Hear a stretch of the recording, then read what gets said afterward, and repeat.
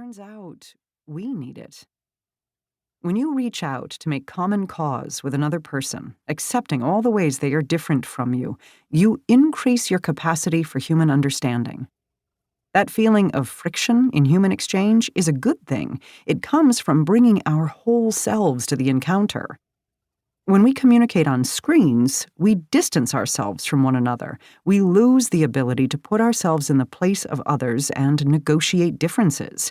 Intimacy and empathy are compromised, and civil society suffers as well. This book is animated by my alarm about a flight from conversation, a retreat to social media and texting. But why would we do this to ourselves? Why would this seem so attractive? My fieldwork in homes, workplaces, classrooms, and schools demonstrates that what people most want is to avoid the stress of face-to-face interaction. To flee vulnerability, people in the 2010s mostly turned from talk to text. Today, in the flush of generative AI, we opt for even less risk and talk directly to machines. The urgency to reclaim conversation is even greater in the face of this seductive new threat. It's fall 2023, and I'm talking about ChatGPT with Eric Schmidt, former CEO and chair of Google and now chair of the National Security Commission on Artificial Intelligence. The conversation turns to using chatbots as psychotherapists. Surely, I argue, this seems an area where a machine would have no standing. Schmidt disagrees. Information trumps experience.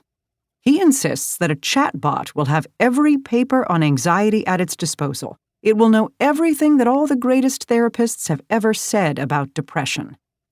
In the future, he expands, there will be little need for person-to-person conversation. How could the accumulated knowledge of billions not be superior to the knowledge of one? The AI composite will always be better than any individual person. I found this viewpoint stunning. In Erickson's terms, are we all engineers now?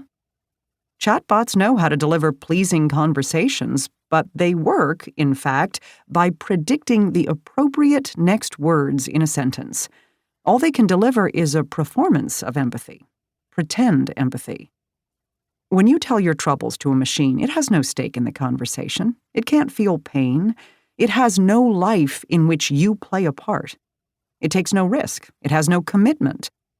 When you turn away from an exchange, the chatbot doesn't care if you cook dinner or commit suicide. Without a body or a human life cycle, it has no standing to talk about loss, love, passion, or joy.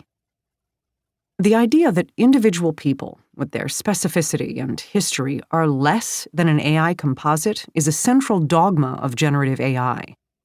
It's the embodiment of Erickson's warning.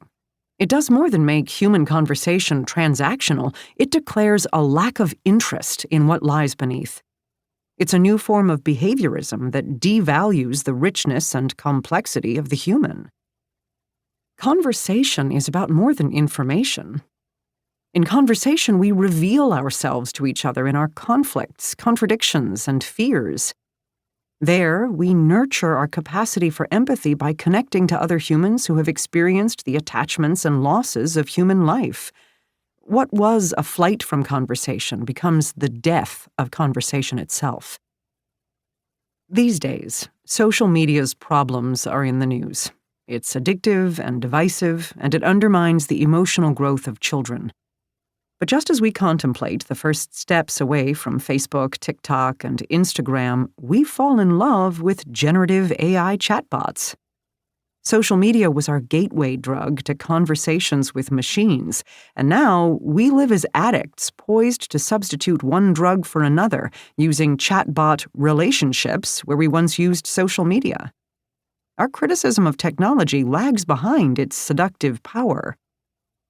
It's an old story, actually. One where technology creates a problem and then offers a new technology as its solution. Silicon Valley began with the fairy dust of 1960s dreams sprinkled on it. The revolution had failed, but engineers and computer scientists claimed they would carry that dream into the early personal computer industry.